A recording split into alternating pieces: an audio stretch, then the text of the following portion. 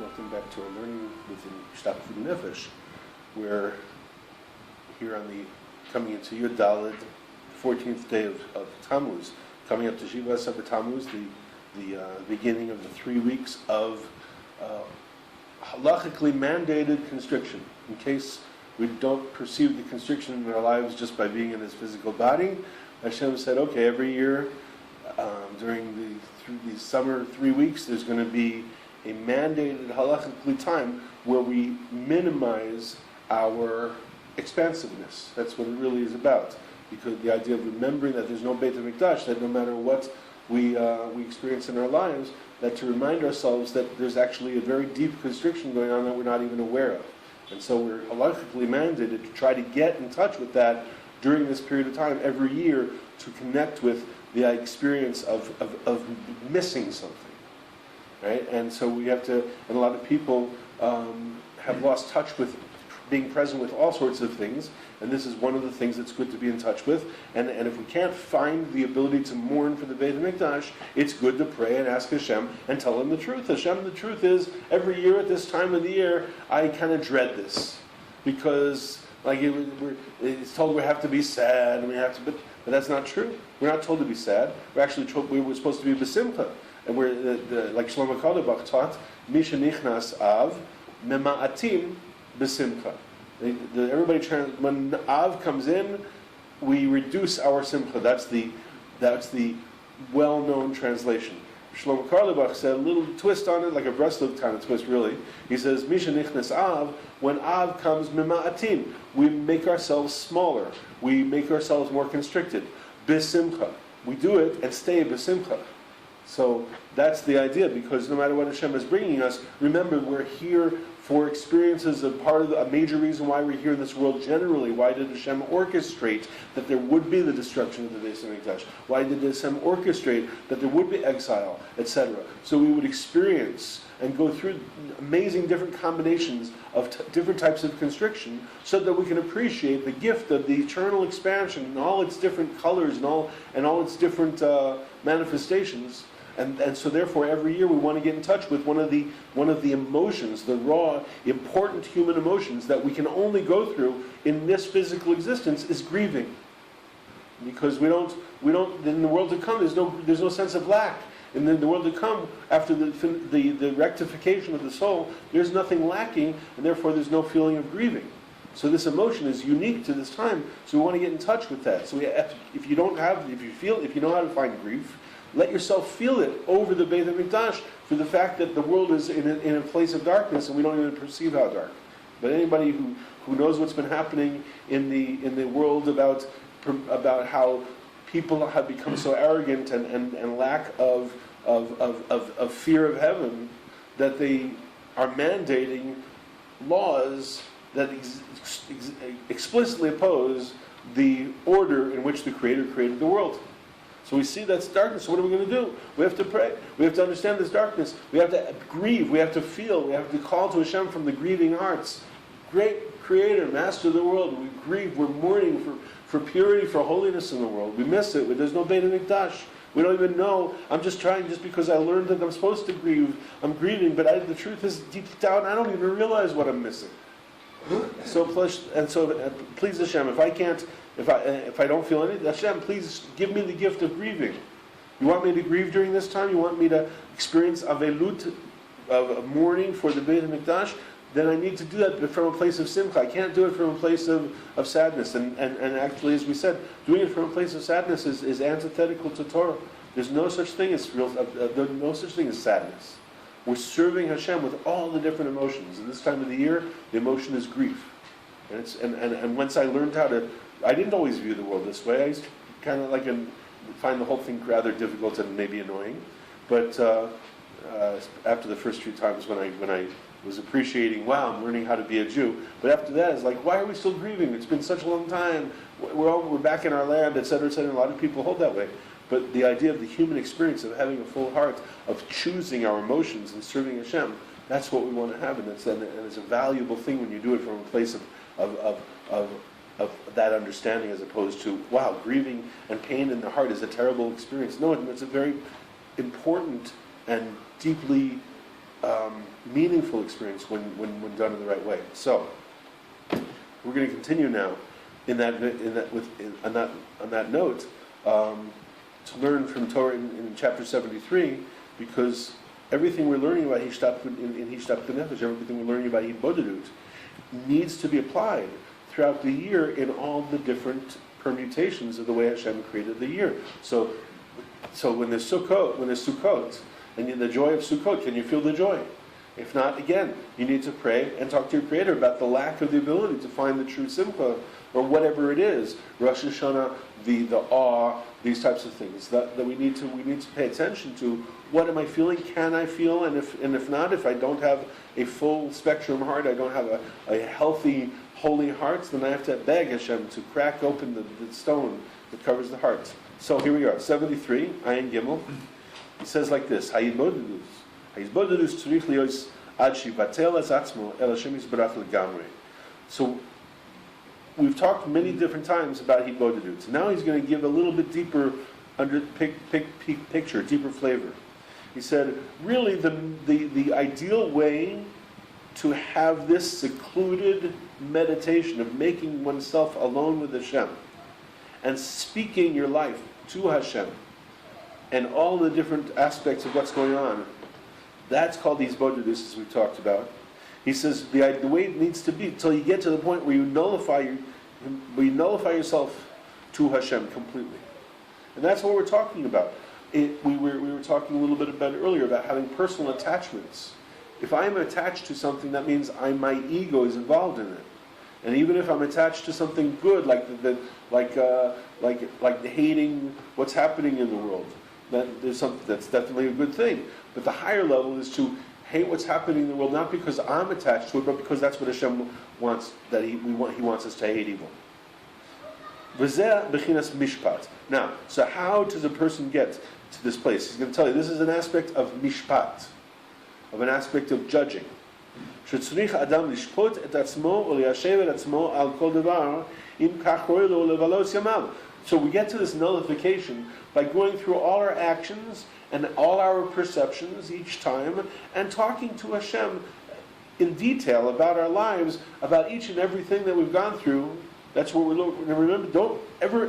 When I know that there's a tendency when we hear some of these types of things that we're not there yet, to I can't do that. That's wow. I'm going to judge myself on each and every little thing. That's an aspiration. And when we hear this, what we're supposed to be able to do is say, if I'm not doing this yet, if I'm not able to, there's something here about my relationship and intimacy with Hashem that I'm not only not able to do, but it makes me very uncomfortable, this idea of judging myself. So Hashem, please, if there's truth to this, and this is what helps me come to you in a true relationship, I ask you to open me up to this and help me learn how to do this. And that's how our prayer needs to be for this type of thing. So the person needs to judge himself on each and every, and to liyashev et atzmo, like to really consider and have a settled clarity about what it is that I'm doing, whether each thing in my daily life is it right and fitting for me to spend my time and my days, my precious time, the gift of this life, on these things.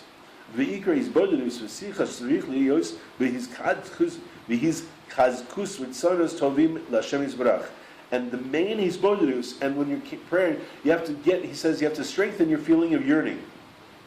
Ritzonos tovim, good desires. Okay, and that means what we yearn for. It means good desires is the part of me that wants to do the right thing, the part of me that wants to keep halacha, the part of me that wants to do all the different things that Rebbe Nachman recommends, that all the tzaddikim recommend. That part of me, that to get in touch with those good desires. That part of me that wants to be a giving person. Maybe there's somebody who has difficulty giving tzedakah. It feels a miserliness. So they bring your good desire. Hashem, I wish I felt free to give. I wish I felt trusting of your sustenance and flow to the point where I could give freely. But so that we want to take all these good desires to Hashem. V'salek machshavto mikol havlei haolam, and to let yourself be free from and let go of all attachments to all the different types of physicality, things that are in this world, that until 120 years, once we're finished with this world, will no longer be there. To focus on the main reason why we're here is to find Hashem during the constriction, during the darkness that we go through being in this world. So we have to strengthen ourselves in our good longings for God, towards Hashem, and get rid of from our thoughts all the types of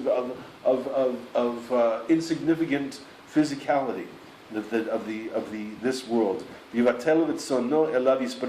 And to nullify what do I want? Maybe I want a good steak. Maybe that's what I want. So, but wait a minute. Hashem wants me to right now spend time praying, spend time learning. And I'd rather go to a restaurant and go out. And this doesn't mean to imply, God forbid, that it's not good to go out sometimes and enjoy yourself.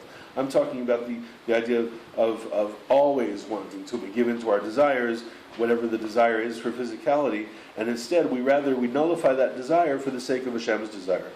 And to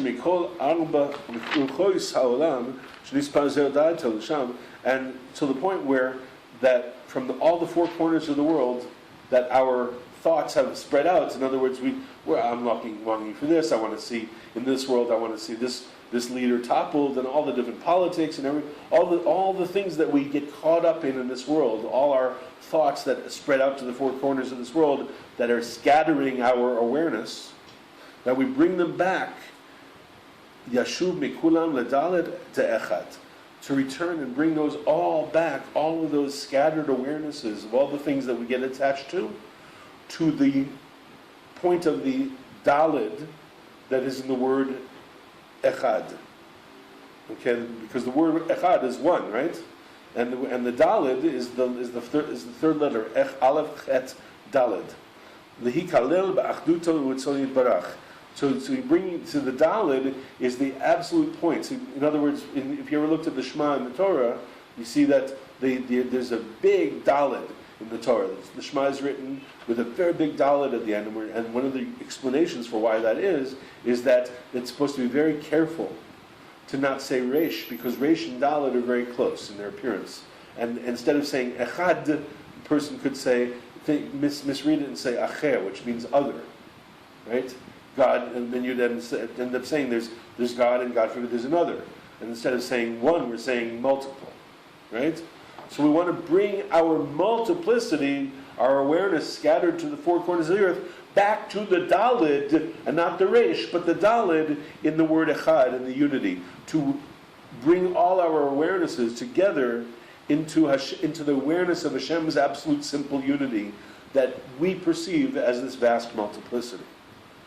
So what we're doing is bringing our scattered awareness, the desires we have for this world, back in, and we're reminding ourselves that all this multiplicity is really a manifestation of Hashem's oneness, and that this whole world is according to Hashem's desire.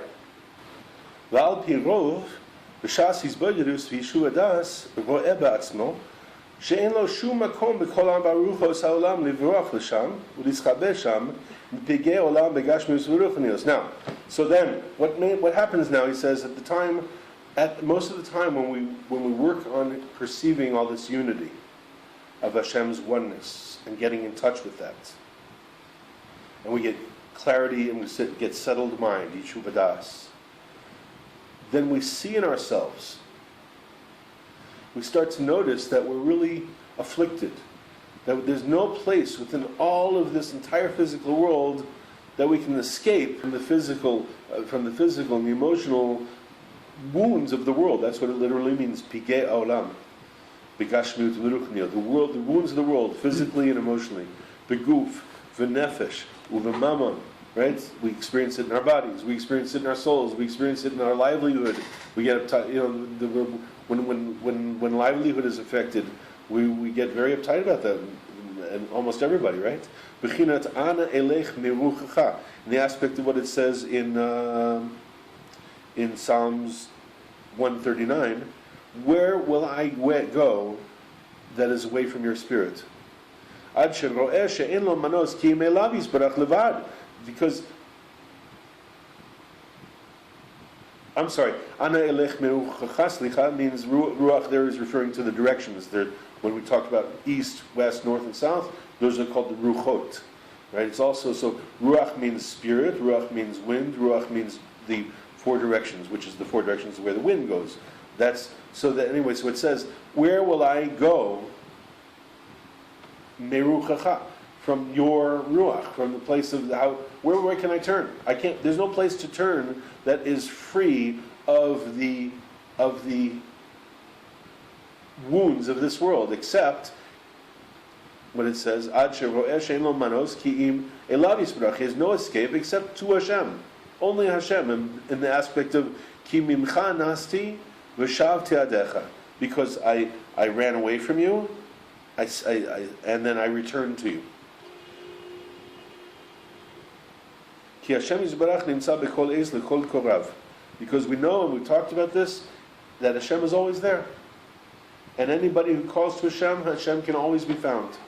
Afilu im nis'u, k'moshe nis'u. Even if people made mistakes, even if people went into very, very great damage, and even if people did the worst things you can imagine, they can always turn to Hashem. Ki rachamav einam balim le'olam kalim. Because His mercy never ends, ever, ever, ever.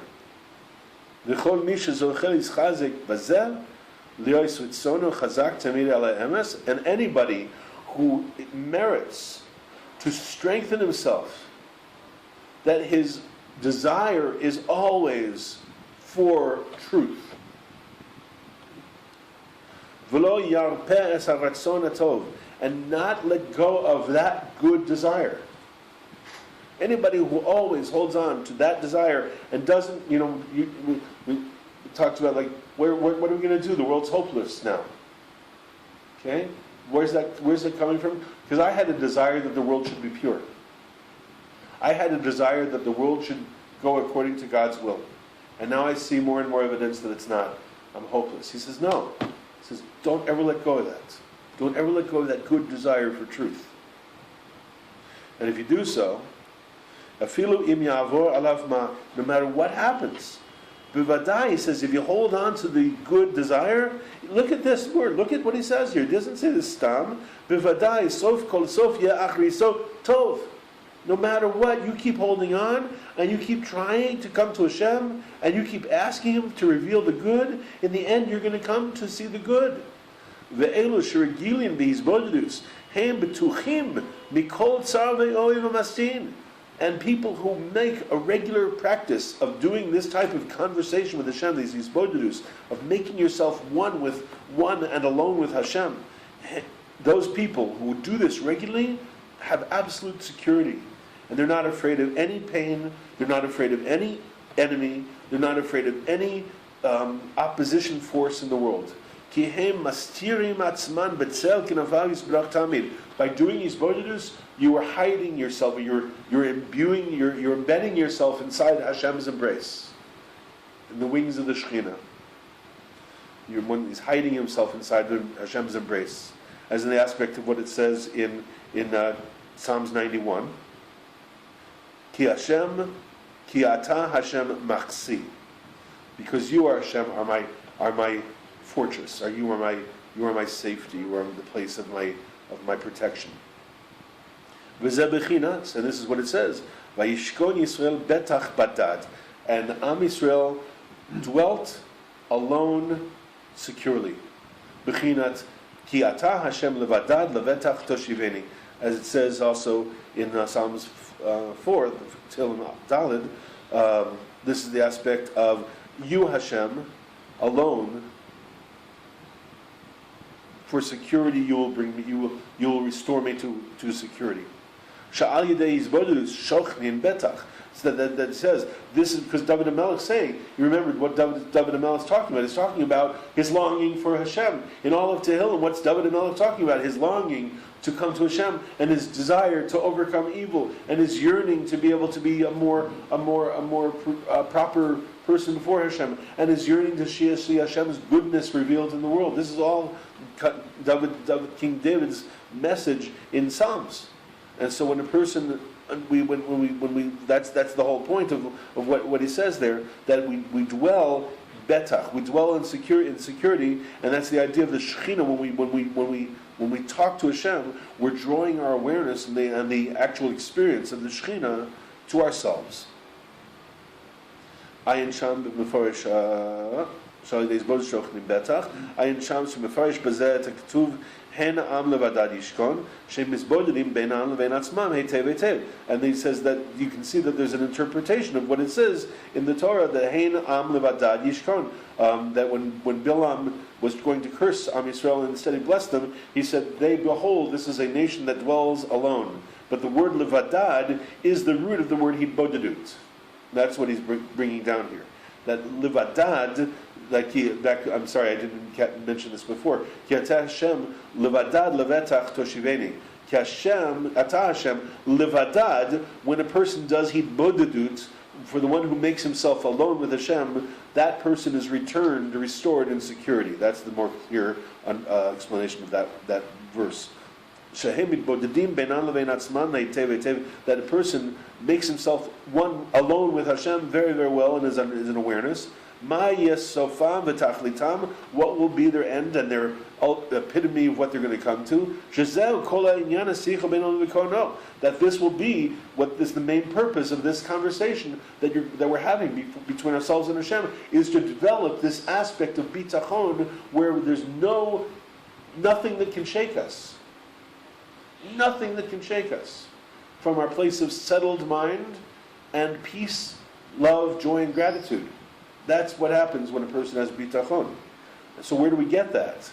When we talk to Hashem, when we regularly make the hitbodedut. And again, the thing is, if you don't have it, if you have a regular hitbodedut, great, continue. If you don't have it, ask for it. Hashem, I learned that if I want to feel secure with you, I have to do hitbodedut regularly, but I still don't do this. Please, Hashem, and I don't like to. I catch myself saying but. I always encourage saying and, because Hashem, on a certain level of truth, Hashem also brought the experience of not doing it yet.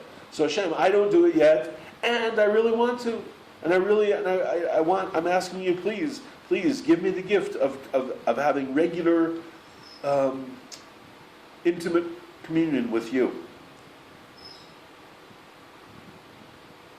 Now it goes on and says, by the nations it's not considered. So he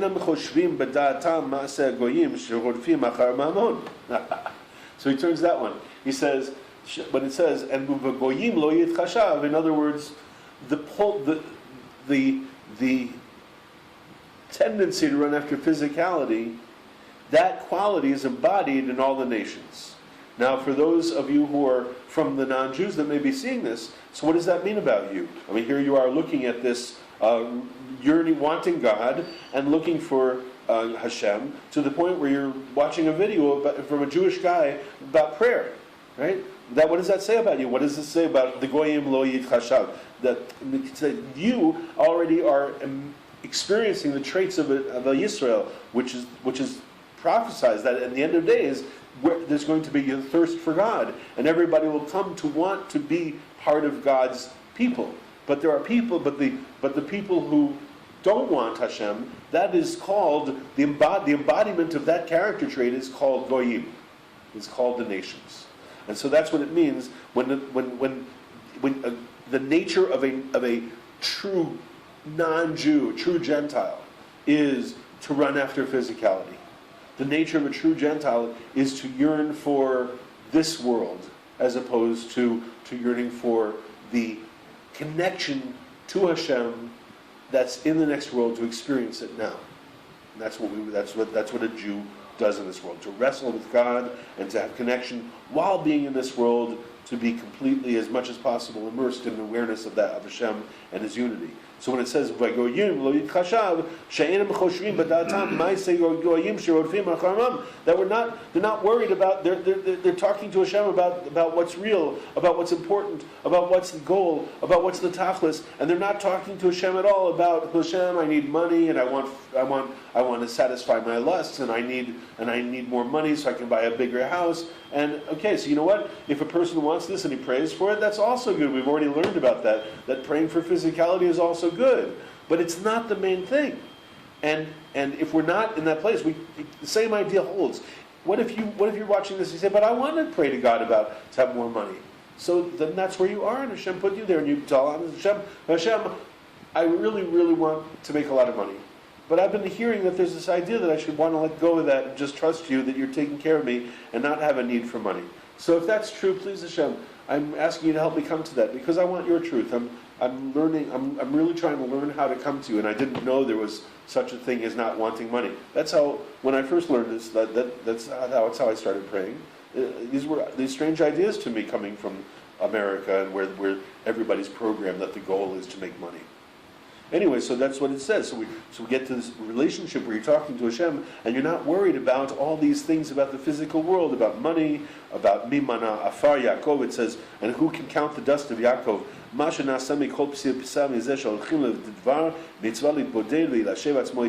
He says, who can count the dust of Yaakov? Right? It means that when Yaakov, which is Jacob, Jacob, who becomes called Yisrael, and so when it said the dust of Yaakov is that whatever we've done, whatever dust we've walked on, each and every step that we've taken in order to do some aspect of Hashem's will, whether that's to do a mitzvah, learn Torah, and to specifically always try to do Hibodedut, to quiet one's awareness and become clear and present with Hashem. Umispar et rova Yisrael b'chinas arba ad galim, and when it says the counting of the quarter, rova Yisrael, the quarter of Yisrael, b'chinas arba ad galim. Why does he use the word rova there? Because it refers to the four flags, which was the four camps that Am Yisrael, the 12 tribes, were divided into four camps, and those four camps. That's the Hebrew letter Daled is the number 4. So that brings us back what he was telling us earlier, the aspect of the Daled of the number of the word Echad, of the word one, as we mentioned before. So what we're talking about is the idea that within Am Yisrael, why was Am Yisrael specifically encamped in 4 encampments in the 4 directions? Because that's how it's talked about in the Degel Machaneh Ephraim Mizracha and to the 4 Ruchot. Why specifically that? Because that becomes the embodiment that rescues us from the tendency to have our thoughts and our awarenesses scattered to the 4 corners of the world. So by having Am Yisrael encamped in the 4 directions, that helps to set the foundation for restoring our thoughts and bringing us back to the security of being in Hashem's camp. And that's what Hibodedut does. May we be zocheh to be able to come to these places of awareness, of holding on to our good thoughts, our good desires, to come close to Hashem, and to be consistent and perseverant in trying to come to this beautiful and amazing relationship of intimate communion with Hashem called Hibodedut, that Rebbe Nachman says stands above all else. K'nei Yiratzon